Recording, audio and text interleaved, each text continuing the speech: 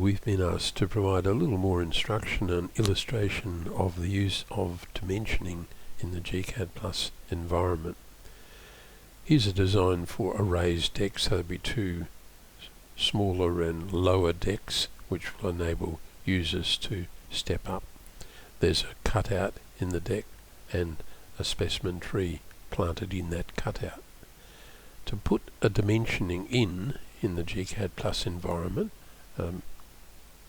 get your dimension toolbar and float it, and mostly you'll be using linear dimensions, and let's put a linear dimension in. Now, dimensions are taken from the model from your drawing, so it's important your drawing's done accurately, and we'll snap one end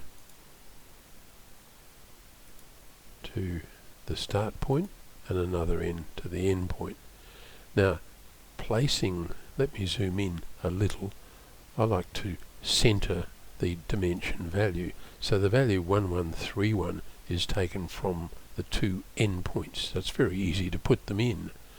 But it's not likely that you would design a deck with a value of 1131.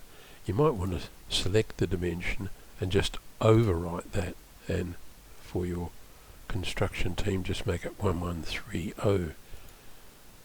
The other thing to note if we select a dimension is that there is a dimension style in operation. It's just called standard.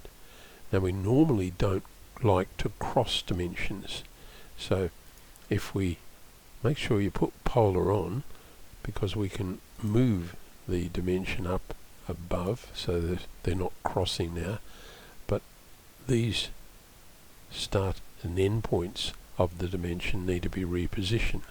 So you can slide it up like so and slide the other end point up. So now the two dimensions sit there and they don't overlap, and you can just apply that same approach everywhere when you are applying dimensions. 1152 for a cutout is not terribly sensible. So applying them is easy. Organizing them so your users can read them very easily. You might, of course, paying some attention here, you'd want to move that one up.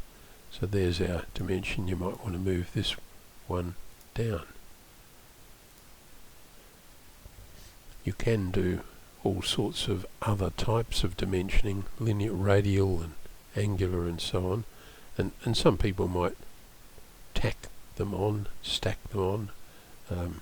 We've got another dimension, haven't we, from this point here right across, and that's the total of down here of 3723.